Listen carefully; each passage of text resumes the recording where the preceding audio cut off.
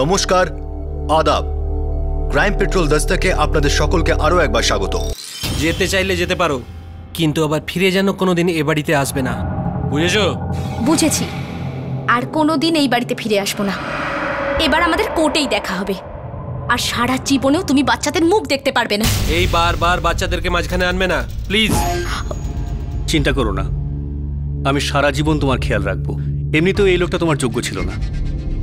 কিন্তু বাচ্চাদের ছাড়া আমি বাঁচবো কি করে? সে ব্যাপারটা তো কোর্টই ঠিক করবে, আর কোর্টে আমি সারা জীবন লড়তে থাকবো, আর বাচ্চারা তো আমার কাছেই থাকবে, বুঝেছো?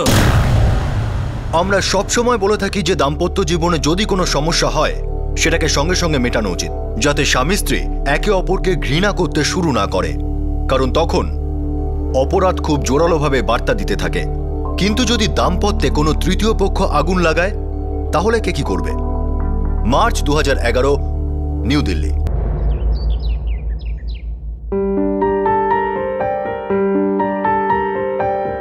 ভেরি গুড সানি, তুমি তো সব প্রশ্নের একদম ঠিক আনসার দিয়েছো। শাবাশ। পিসি, আমি এই সব আনসার আমার বন্ধু জনের নোটবুক থেকে কপি করেছি। ওহো, তো এটা ঠিক না সানি, কিন্তু তুমি সত্যি বলেছো, তাই আবার একটা শাবাশ। আর কখনো কপি করব না পিসি। এই না হলে আমার সানি। চলো এবার তোমার অঙ্ক বই বার করো। সেটা দেখো, আজ আমার একটু দেরি হতে পারে। সাইনা মোটরসের একটা খুব ইম্পর্টেন্ট ডেলিভারি আছে, আমি সেটা শেষ করেই আসবো। ওকে? আরে কিন্তু আমাদের তো বিকেলে বেরোনোর কথা। কোথায়? তুমি কি করে ভুলে গেলে? সাভারওয়াল বাবুর বাড়িতে মায়ের পুজো আছে, আর আমি ওনাকে প্রমিসও করেছি। ও সরি সরি সরি, ভুলে গেছি। Please please please. আচ্ছা একটা কাজ করো, তুমি, সানি আর নয়না, তোমরা তিনজনে চলে যাও, আর আমার হয়ে সরি বলে দিও, কেমন? দাদা, তুমি সব সময় এরকম করো। কি? যখনই কোনো অনুষ্ঠানে নিমন্ত্রণ পাই, তোমার বিজনেসের কাজ পড়ে যায়। না না, সত্যি শোনা, খুব ইম্পর্টেন্ট কাজ আছে। আমি কখনো ভাবিনি আমার এই ছোট্ট স্পেয়ার পার্টসের বিজনেস এত বড় একটা অর্ডার পাবে। বাবা, নেক্সট উইক আমার স্পোর্টস আছে, ওখানে আসবে তো? হ্যাঁ আসবো। নো বাহানা, আমায় প্রমিস করো। পাক্কা প্রমিস, আসবো। প্রমিস ভাঙবে না, না হলে জানো তো তুমি কি হবে। চুপ, বললাম তো আসবো। হ্যাঁ চলো, আমার অনেক দেরি হয়ে যাচ্ছে। Take care, bye Naina. Bye bye by.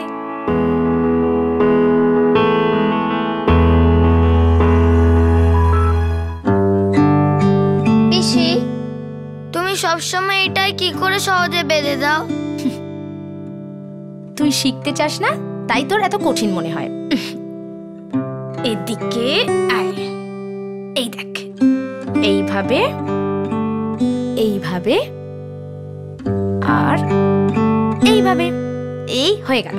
দেখলি কত সিম্পল কাজ। আচ্ছা, কালকে আমরা আইসএইচ2 দেখতে যাব তো? নিশ্চয়ই যাব, কিন্তু একটা শর্তে, যদি তুই নিজের হোমওয়ার্কটা কমপ্লিট করিস। সেটা আমি স্কুলের টিফিনেই করে নেব। আচ্ছা সানি বাবা, চলো, অনেক দেরি হয়ে গেছে, বাস চলে যাবে, চলো। চল, ফাস্ট ফাস্ট ফাস্ট ফাস্ট, চলো চলো চলো। বাই। মাম্মা, দাদা আমাকে উইন্ডো সিটে বসতে দেয় না। মাম্মি, রাজু জানলার বাইরে হাত বের করে দেয়। তুই মিথ্যে কথা বলছিস, তুই মিথ্যে কথা বলছিস, তুই মিথ্যে কথা বলছিস। আচ্ছা আচ্ছা হয়েছে, কেউ মিথ্যে বলছে না। ওকে বিবেক, তুই যাওয়ার সময় উইন্ডো সিটে বসবি, আর রাজু তুই আসার সময়, কিন্তু দুজনের কেউ জানলা দিয়ে হাত বার করবে না, ঠিক আছে? চল এবার তাড়াতাড়ি ব্রেকফাস্টটা করে নে, স্কুলে দেরি হয়ে যাচ্ছে। বৌদি, রাতে সানি মেথি খাবে বলেছে, আমি কেটে রাখছি। আরে বাহ, আমাকে তো কখনো বলেনিও। যাক, আমাকে বলুক আর তোমাকে বলুক, ব্যাপারটা তো একই। আসলে আসলে তুমিও তো ওর মাই হও। সত্যি বলতে, আমার এই অবস্থায় ওকে কিছুতেই আমি সামলাতে পারতাম না, আর আজকাল তো এত জেদি হয়ে গেছে যে নিজের বাবার কথাও শোনে না। কিন্তু জানি না তুমি কি করে ওকে এত কন্ট্রোলে রাখো। আর জানো নয়না, নয়না কি হয়েছে? কিছু না বৌদি, কিছু না। নয়না, নয়না, তুমি তুমি এইভাবে বারবার নিজেকে দোষী ভেবো না। আরে যা কিছু হয়েছে তাতে তাতে তোমার কোনো দোষ নেই। আমাদের নয়না তো লাগে একটা, কাঁদে না।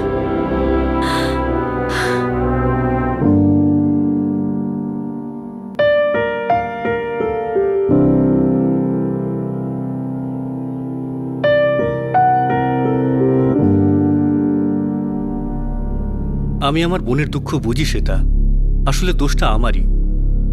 দর্শন ওর জন্য ঠিক পাত্র ছিলই না, আর নাও বিজনেসের ব্যাপারে কিছু বুঝতো। আর আমরা দুজন সমান সমান ছিলাম। আর আজ দেখো, আজ আমার বিজনেস কত বড় হয়ে গেছে। আর ও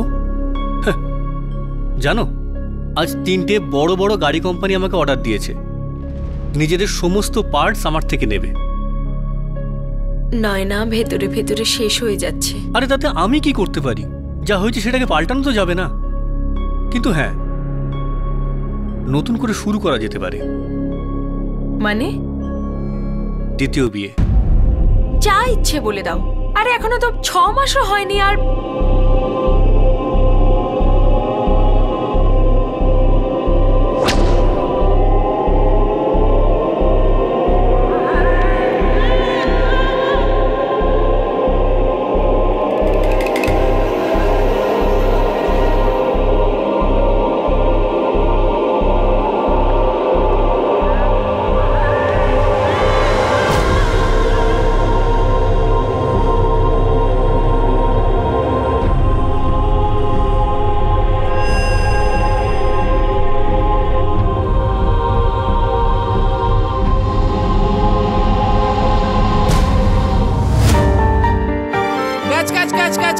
ক্যাচ মাম্মি ক্যাচ, তুমি দাদার দলে থাকো। আরে তা নয়, আমি কত উঁচুতে মেরেছি, মা কি করে ধরবে?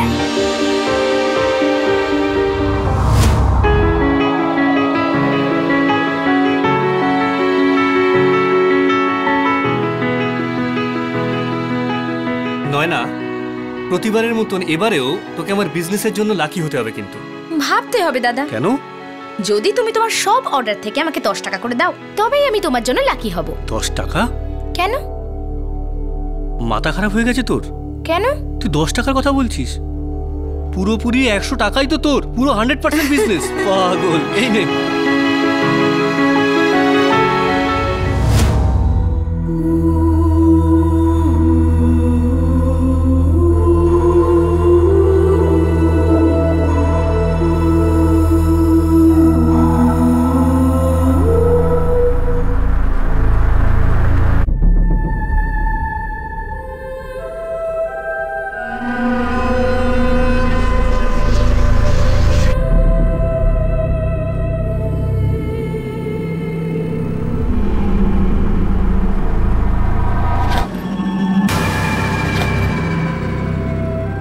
পিসি, পিসি, আমি অর্ধেক হোমওয়ার্ক স্কুলে করে নিয়েছি, অর্ধেক এসে করে। আমরা এবার আইসএইচ টু দেখতে যাই। হ্যাঁ হ্যাঁ, আমরা নিশ্চয়ই যাব। আমার মিষ্টি সানি সোনা।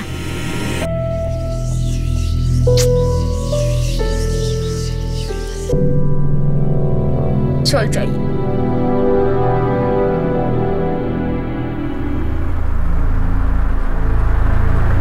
বৌদি, আমি আর সানি আইসিএস 2 দেখতে যাচ্ছি, ঠিক আছে না?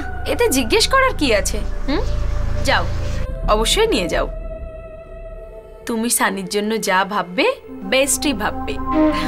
যাও।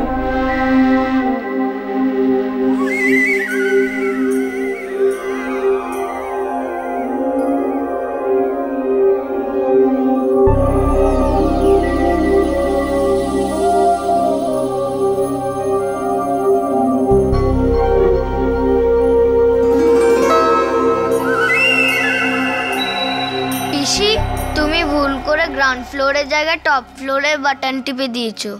ভুল করে না বাবা, ছাদে তোর জন্য একটা ছোট্ট সারপ্রাইজ আছে।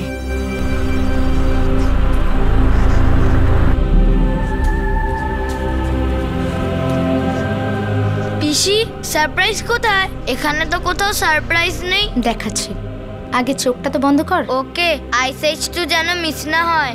হবে না বাবা।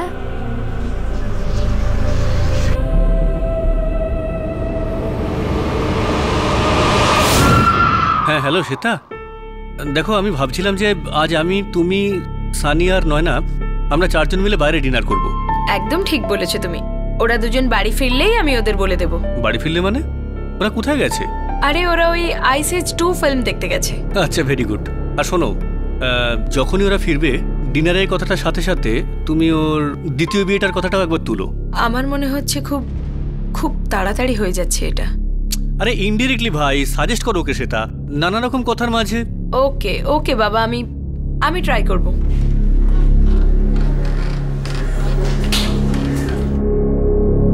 হ্যালো, ঠিক আছে স্যার, আমি পরশুদিনই তাহলে খোঁজ নিচ্ছি।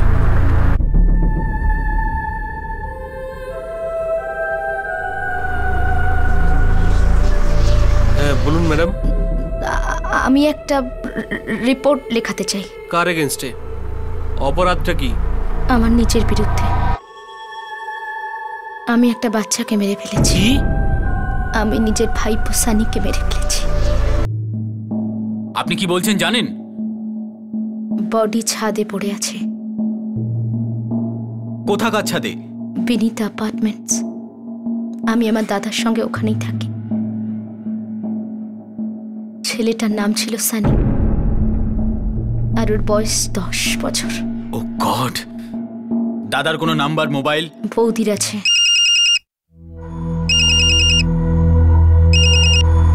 হ্যালো, হ্যাঁ কে বলছেন? হ্যাঁ, কি হয়েছে? উনি আমার সামনেই বসে আছেন আর একটা অদ্ভুত কথা বলছেন। বলছেন যে উনি আপনার ছেলে সানিকে খুন করেছেন আর লাশ আপনাদের বিল্ডিং এর ছাদে পড়ে আছে। সানি! আরে দেখো তো না, সানি! সানি! সানি! সানি! সানি! সানি! সানি ওঠ! সানি!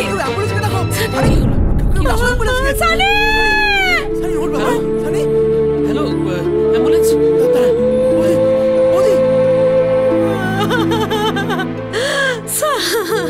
সানি!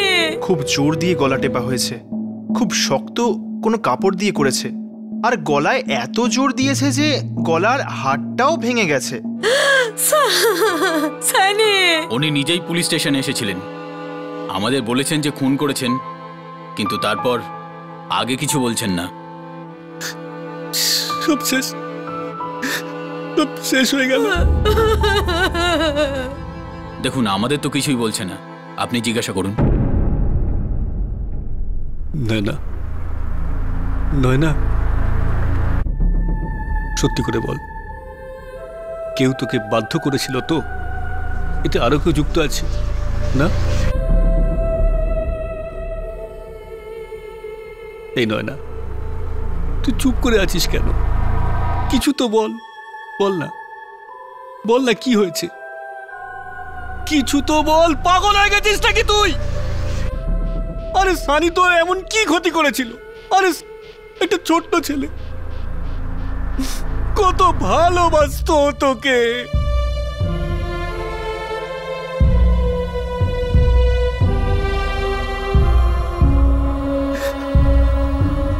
একজন পিসি নিজের ভাইপোকে এমন নিষ্ঠুরভাবে খুন কেন করলো? এমন একজন ভাইপো যে ওর খুব ঘনিষ্ঠ ছিল। দেব আর শ্বেতা, সানির বাবা মা, এই কথা বিশ্বাস করতেই পারছিলেন না যে নয়না ওদের আদরের ছেলেকে খুন করতে পারে। কিন্তু খুন তো হয়ে গিয়েছিল, বাচ্চাটা আর পৃথিবীতে নেই। শুধু একটাই প্রশ্ন প্রতিধ্বনিত হচ্ছিল, কেন? কেন? কিসের জন্য?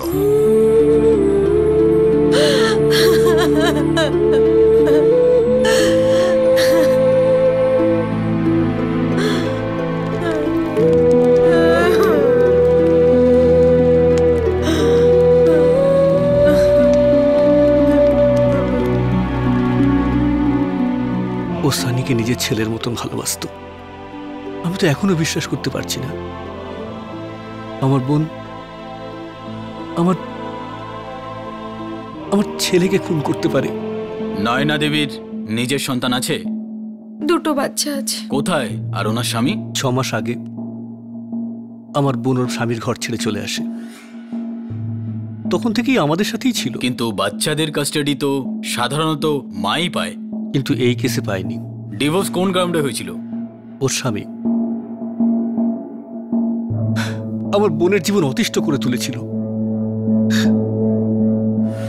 সেজন্য নয়না উমেন সেলে কমপ্লেন লিখিয়েছিল।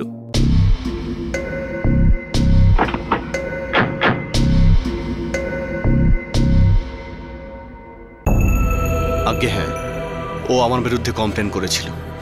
পুলিশও এসেছিল এনকোয়ারি করতে। আমাদের ডিভোর্স কেস কোর্টে হয়েছিল আর ছেলেদের কাস্টাডি আমি পাই। নয়না দেবী কমপ্লেনে বলেছেন আপনি মেন্টাল টর্চারের সাথে সাথে ওনার গায়েও হাত তুলতেন। যখন কোনো স্ত্রী তার স্বামীকে ছাড়তে চায়, তাকে বদনাম করার জন্য অনেক অজুহাত খাড়া করে। সব যে সত্যি হবে তার কোনো মানে নেই। আচ্ছা, তাহলে সত্যিটা কি? সত্যিটা আদালত জানে, আর আদালত ছেলেদের কাস্টাডি আমাকে দিয়েছে। যদি আমি জল্লাদ হতাম তাহলে হয়তো এই কাস্টাডিটা আমি পেতাম না। নয়না দেবীর দাদা দেব বলছিলেন আপনি ওর বাঁচা মুশকিল করে তুলেছিলেন। আরে ওই নয়নাই তো দেবের বাচ্চা মুশকিল করে দিয়েছে, ওর একমাত্র ছেলেকে খুন করে ফেলেছে। কি পাগলের মতন কথা বলছে দেব? 10 বছরের বিয়ে, 2টো ছেলে আছে, কিন্তু সবকিছু ছেড়ে ছুড়ে দাদার কাছে চলে গেল। সব ব্যাপারে নাক গলাতো দেব। ওই ওকে উস্কেছে, বলতো আমি সর্বদা তোর খেয়াল রাখবো, আমার কাছেই থাকবি চল। আর এই মহারানী লাফিয়ে চলে গেল। থাকতে চাই না আমি তোমার সাথে, বুঝেছো তুমি? অনেক হয়ে গেছে। না থাকতে হলে থেকো না, আমি তোমাকে জোর করতে যাইনি। আমার মনে হয়েছিল আমাদের একটা সংসার আছে যার তুমি খেয়াল রাখবে, কিন্তু তোমার কাছে সংসারের কোনো গুরুত্ব নেই। সংসার? আরে সংসারের মানে তুমি কি জানো দর্শন? আমি শুধু এটা জানি যে ভদ্রলোকেরা পরের সংসারে নাক গলায় না। পর? আরে নয়না আমার একমাত্র বোন দর্শন। নয়না আমার স্ত্রী, আমার ছেলেদের একমাত্র মা। নিজের বোনের বিয়ে দিয়ে শ্বশুর বাড়ি পাঠিয়েছো, এখন আমাদের ব্যাপারে নাক না গলানোই ভালো। কি করে সম্ভব দর্শন? তুমি আমার বোনের সাথে জল্লাদের মতন ব্যবহার করে যাবে, ওকে কষ্ট দিতে থাকবে, আর এটা আশা করবে যে আমি কিছু বলবো না? তোমার যদি মনে হয় আমি তোমার বোনকে কষ্ট দিচ্ছি, তুমি তোমার বোনকে নিজের সঙ্গে নিয়ে যাচ্ছ না কেন? হ্যাঁ নিয়ে যাবো আমার সাথে, আর সারা জীবন রাখবো, ভালোবেসেই রাখবো। তোমাকে বলতে হবে না দর্শন। আর আমিও জব করব, দাদার কাজে ওকে সাহায্য করব, আর আমার সন্তানদের ভালোভাবে মানুষ করব। ছেলেদের নাম তুমি মুখেও আনবে না, তোমার যেখানে ইচ্ছা তুমি যেতে পারো। ওদের বাবা এখনো বেঁচে আছে, আমি ওদের লালন পালন করে বড় করতে পারবো। জানতাম জানতাম এমন জঘন্য কথা তুমি বলবেই বলবে। আমার ছেলেদের গায়ে হাত দিয়ে দেখো, কেটে ফেলে রেখে দেবো। কাটাকাটি করা মা ছেলেদের পায় নাকি একজন দায়িত্ববান বাবা, সেটা কোর্টে ডিসাইড করবে। আমি কোর্টে পরিষ্কার করে বলেছিলাম যে নয়নার মেডিকেল টেস্ট করানো হোক, আর প্রমাণ করুক যে আমি ওর দিকে কখন আঙুল তুলেছি। দর্শন আমার ছেলে, আর আমি আমার সন্তানকে ভালো করে চিনি। আমাদের সংস্কার এত দুর্বল না যে আমার ছেলে কোনো মহিলার গায়ে হাত তুলবে। আমি নয়নার সাথে কখনো কোনো খারাপ ব্যবহার করিনি, পরিশ্রম করে রোজগার করতাম। মানছি যে দেবের মতো রোজগার করতাম না, কিন্তু অবস্থা এতটাও খারাপ ছিল না যে নিজের পরিবারকে চালাতে পারবো না। ভগবান এত সুন্দর 2টো ছেলে দিয়েছে, ভালো পরিবার দিয়েছে, ও সবকিছু ছেড়ে ছুড়ে চলে গেল। আর যাবার সময় এটা বদনাম দিয়ে গেল যে আমি ওকে নাকি মারতাম। আমি জানি যে গত 6 মাস ধরে আমার ছেলেদের কি অবস্থা। 6 মাসে কখনো ছেলেদের সাথে দেখা করতে আসেনি? আজ্ঞে না, শুধু গত 3 মাস আগে একটা ডিভোর্সের নোটিশ পাঠিয়েছিল। স্যার, আমরা ওনার সাথে কথা বলতে চেয়েছিলাম, জিজ্ঞাসা করেছিলাম স্বামীর সাথে কি সমস্যা হচ্ছে। কি বললো? বলছিল বাড়িতে গালাগালি দেয়, ঝগড়াঝাটি হয়, আর মারামারিও হয়। কিন্তু যখন আমরা ওর স্বামীকে জিজ্ঞাসা করলাম, উনি বললেন ঝগড়া গালিগালাজ হয়, কিন্তু মারামারি হয় না কখনো। আমরা চার্জশিট তো জমা দিচ্ছি, কিন্তু এটা একদমই বুঝতে পারছি না যে ওর স্বামীর রাগটা নিজের ভাইপোকে খুন করে কেন মেটালো। এই কেসের ইনভেস্টিগেশনের সময় একটা কথা উঠে এসেছে যেটা নয়না স্বীকার করছে না। কি? যে দেব নয়নার শুধু বড় দাদা না, বরং ওর বাবার মতো ছিল। ছোটবেলায় যখন ওদের বাবা মারা যায় তখন দেবই নয়নাকে বাবার মতো পালন করেছিল। নয়নাও সমস্ত ছোটখাটো ব্যাপার দেবকে বলতো, আর এই নাক গলানোটাই দর্শনের একদম পছন্দ হতো না। আমরা ওকে বোঝাতে চেষ্টা করেছিলাম যে এই ছোটখাটো ব্যাপারগুলো দেবকে বলার দরকার নেই, কিন্তু ও শুনল না। দর্শনের সাথে এই ব্যাপারে কথা বলেছিলেন? স্যার, ও তো ডাইরেক্ট অভিযোগ করছে যে দেবী ওদের বিবাহিত জীবন সম্পূর্ণ নষ্ট করে দিয়েছে। ওর সংসারে আমি নাক গলাতাম? একদম বাজে কথা। আরে আমি তো নয়নার সুখ শান্তির কথা ভাবতাম। দর্শনকে তো আমিই বেঁচেছিলাম, ভালো স্বামী হতে পারিনি। একদম যাচ্ছে তাই। ইন্সপেক্টর সাহেব, আমি যদি না থাকতাম তাহলে কবে আমার বোনকেও প্রাণে মেরে ফেলতো। আর আপনার আদরের বোন আপনার একমাত্র ছেলেকে খুন করে দিল। জানি না ও এটা কেন করলো। আমি জানি। ওর আপনার উপরে রাগ ছিল, মেটালো সানির উপর। আমার উপর রাগ? আমার উপর? কিন্তু আমি তো নয়নার আবার বিয়ে দিয়ে ওর সংসার বানাতে। প্রথম সংসারটা ভাঙার পর হোয়াট ননসেন্স! 6 মাস হয়ে গেছিল। আপনার বোন নিজের ছোট ছোট দুটো বাচ্চার সাথে একবারও দেখা করতে পারেনি। এটা আপনার অদ্ভুত লাগেনি? উল্টে আপনি ওর দ্বিতীয় বিয়ে দিয়ে নিজের হাত ঝেড়ে ফেলতে চাইছিলেন কি মিস্টার দেব? এমনটা না, এটা একদম ভুল। নয়না ওর ছেলেদের সাথে দেখা করতে পারেনি কারণ দর্শন কখনো দেখা করতে অ্যালাউ করতো না। এই জন্য আমি আমার ছেলে সানিকে ওর হাতে তুলে দিয়েছিলাম। আমার ছেলে ওর ছেলের মতোই ছিল। আমরা খুব খুব সুখেই ছিলাম, খুব আনন্দে ছিলাম। তোমার বোনের খুশির জন্য আমি নিজের ছেলে আমার প্রাণকে হারালাম। আমি কি করে জানবো এমন হবে? কি জানোটা কি তুমি? বিজনেস ছাড়া আর কোনোদিন কোনো দিকে মন দিয়েছো তুমি? না, ভুল তোমার না, ভুলটা তো আমার। তোমার সব কথা মেনে নিতাম, বোবা কালা অন্ধের মতো তোমার সব কথা আমি মেনে নিতাম। আর এসব করতে গিয়ে তোমার জন্য আমি আমার ছেলেকে হারালাম। সেটা প্লিজ।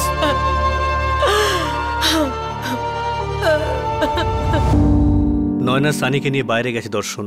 মামা, মায়ের ফিরে আসা পর্যন্ত আমরা থাকতে পারি? মায়ের কথা খুব মনে পড়ে মামা। শোনো, তোমাদের পাপা চাইলে সবকিছু ঠিক হয়ে যেতে পারে, কিন্তু মনে হয় না তোমার পাপা চায় তোমাদের মাম্মি তোমাদের সাথে থাকুক। একটু ভেবে চিন্তে কথা বলো। বাচ্চা ছেলে এরা, কেন এদের মনে বীজ ঢোকাচ্ছ? এমনিতেও আমার স্ত্রীর মাথা তো তুমিই খারাপ করে দিয়েছ, তাতে তোমার শান্তি হয়নি? তুমি আমার বোনের জীবন নষ্ট করেছো দর্শন, তাতেও তোমার স্বাদ মেটেনি। কাটা খায় নুনে ছিটে দিতে এসছো। একটা মাকে তার বাচ্চাদের থেকে আলাদা করে দিলে, আর তাকে আরো কষ্ট দিতে সেই বাচ্চাদের ওর সামনে নিয়ে এসছো। দেব, আমি বাচ্চাদের জন্য এখানে এসেছি। ওরা ওদের মাকে খুব মিস করছিল, কিন্তু কোনো লাভ নেই। চলো বাবা। পাপা প্লিজ মায়ের সঙ্গে দেখা করে যাই। Papa please. বাবা, আমরা আবার আসবো।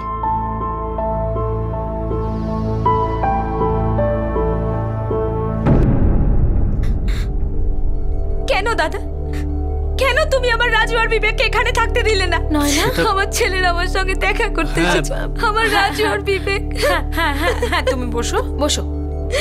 দেখো, দর্শন ছেলেদের ঢাল বানিয়ে তোমার সাথে লড়তে চায়, ও তোমাকে কষ্ট দিতে চায়, কিন্তু ওরা আমার ছেলে বৌদি, ওরা নিষ্পাপ, ওরা আমার ভালোবাসা চায়, সে অল্প সময়ের জন্য হলেও। না, আমি সারা জীবনের জন্য তোর দুই ছেলেকে তোর কাছে নিয়ে আসবো, আই প্রমিস। আর আমরা কোর্টে আবার রিঅ্যাপিল করবো ওদের কাস্টাডির জন্য। হ্যাঁ, তাতে তো অনেক বছর লেগে যাবে দাদা। তোমরা আমাকে ও বাড়ি যেতে দাও না দেখা করতে। যখন ওরা এখানে এসেছিল তোমরা দেখা করতে দিলে না। এই কোর্ট কাচারি এটা ওটা কিছুই মাথায় ঢুকছে না আমার। আমাকে আমার বাচ্চাদের থেকে দূরে রাখা হচ্ছে কেন? না না না না, নয়না শোনো, আমার কথা শোন।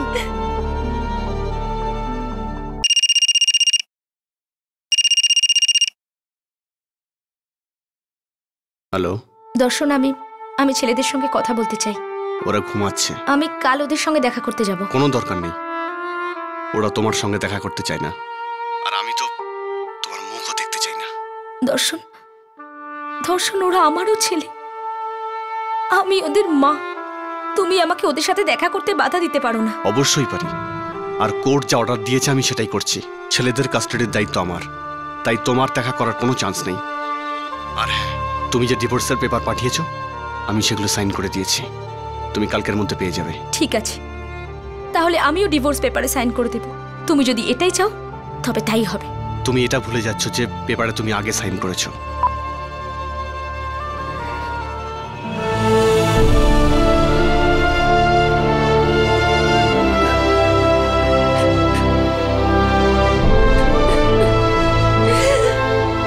একদিকে দুটো ছেলে তাদের মায়ের জন্য ছটফট করছিল, আর অন্যদিকে মা তার সন্তানদের ছাড়া বেঁচেও মরেছিল। সানি নয়নার জীবনের সেই শূন্যতা তো পূরণ করেছিল, কিন্তু দুর্ভাগ্যের কথা হলো যে কেউই সেই শূন্যতার গভীরতা অনুমান করতে পারল না। কি কারণ ছিল যার জন্য নয়না একটা বাচ্চাকে মেরে ফেলল, যখন সে নিজেই 2 সন্তানের মা ছিল। আপনি আমাদের কোনো প্রশ্নের উত্তর তো দিচ্ছেন না, শুধু একটা স্টেটমেন্ট দিয়েছেন যে আপনি আপনার ভাইপো সানিকে মার্ডার করেছেন। আমরা একে অফিসিয়াল স্টেটমেন্ট ধরে কোর্টে চার্জশিট ফাইল করতে চলেছি। আপনি আপনার স্টেটমেন্ট সাইন করে দিন, তাহলে আগের কাজটা করতে পারবো।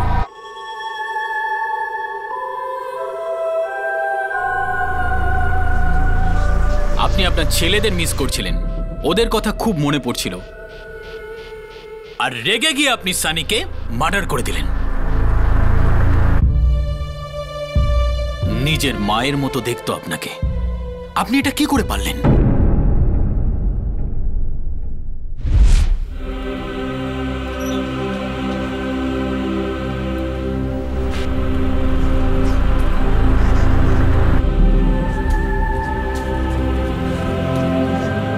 পিসি, সারপ্রাইজ কোথায়? এখানে তো কোথাও সারপ্রাইজ নেই। দেখাচ্ছি, আগে চোখটা তো বন্ধ কর। ওকে, আইসাইট তো যেন মিস না হয়। হবে না বাবা।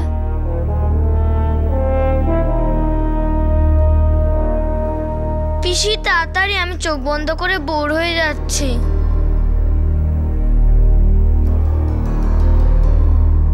পিসি তাড়াতাড়ি।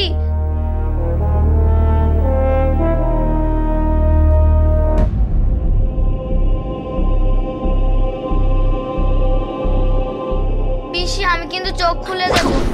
পিসি আমায় ছেড়ে দাও। পিসি লাগছে, পিসি ছেড়ে দাও। আমার লাগছে, পিসি ছাড়ো ছাড়ো, আমার লাগছে, পিসি ছাড়ো, পিসি আমার লাগছে, ছাড়ো।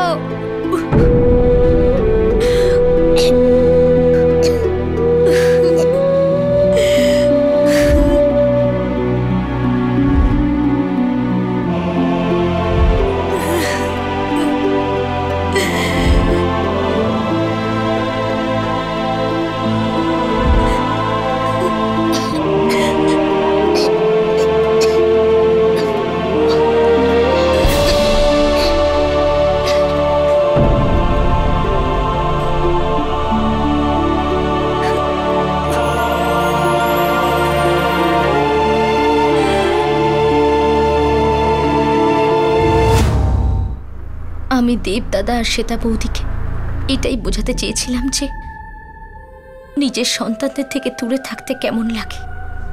আপনি নিজের স্বামীর কাছে ফিরে যেতে পারতেন, ঝামেলা মেটাতে পারতেন, বাচ্চাদের মুখ চেয়ে ক্ষমা চাইতে পারতেন, আবার জীবন শুরু করতে পারতেন। আমার স্বামী আসলে কোনো অন্যায় করেইনি।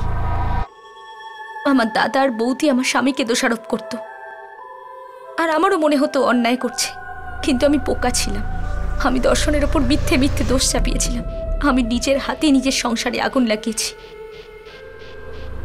কিন্তু মশাল আমাকে আমার দাদা দিয়েছিল। নয়না ভেতরে ভেতরে শেষ হয়ে যাচ্ছে, তুমি দেখতে পাও না, কিন্তু আমি জানি। আরে তাতে আমি কি করতে পারি?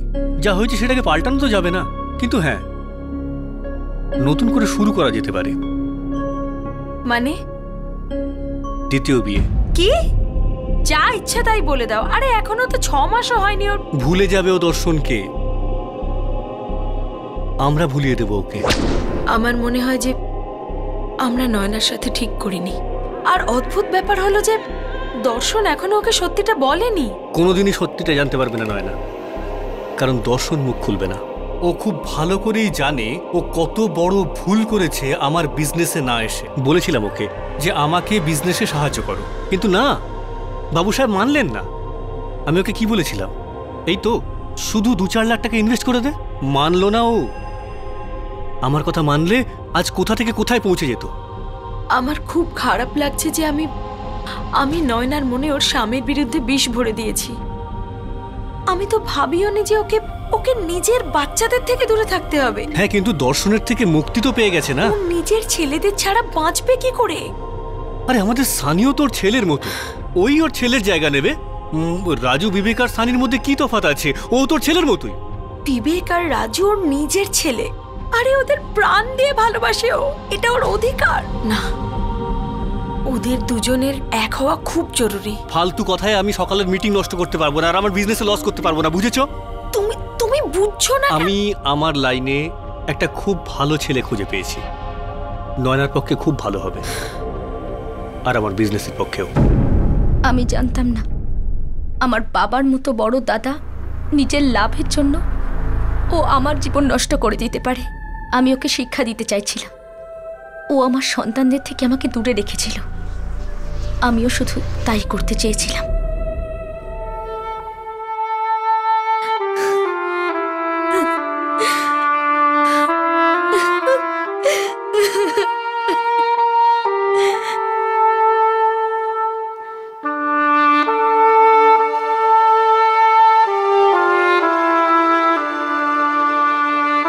তুমি আমাকে কখনো বললে না কেন যে তোমার আর দেবদাদার মধ্যে বিজনেস নিয়ে ঝামেলা চলছে?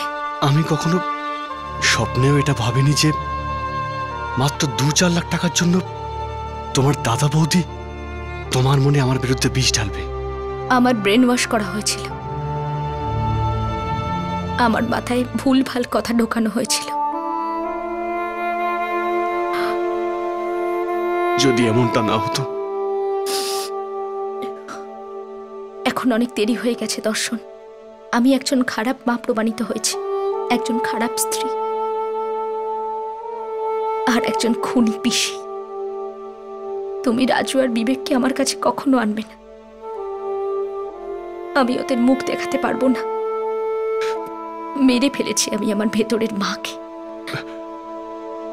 আর যদি পারো তুমি আমাকে ক্ষমা করে দিও।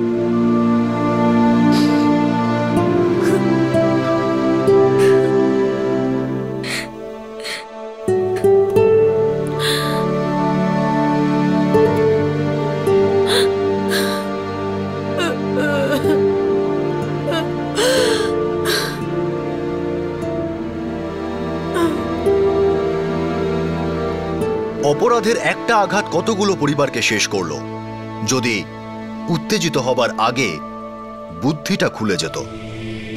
যদি এই সিচুয়েশনটা হ্যান্ডেল করতে কিছুটা ম্যাচুরিটি দেখানো হতো। এই কেস কোনো প্রবলেমেটিক বিয়ের নয়। এই কেসটায় ইচ্ছে করে প্রবলেম তৈরি করা হয়েছিল আর এক দম্পতি একে অপরের থেকে আলাদা হয়ে যায়। যদি সেপারেশনের ওই 6 মাসে এই দম্পতি ষড়যন্ত্রের সংকেত বুঝতে পারতেন, আশা করব প্রত্যেক এপিসোডের সঙ্গে আমরা সবাই আরো বেশি সতর্ক হব, সাবধান থাকব আর অপরাধের সংকেত ধ্বনি শুনতে সক্ষম হব। আবার দেখা হবে। জয় হিন্দ।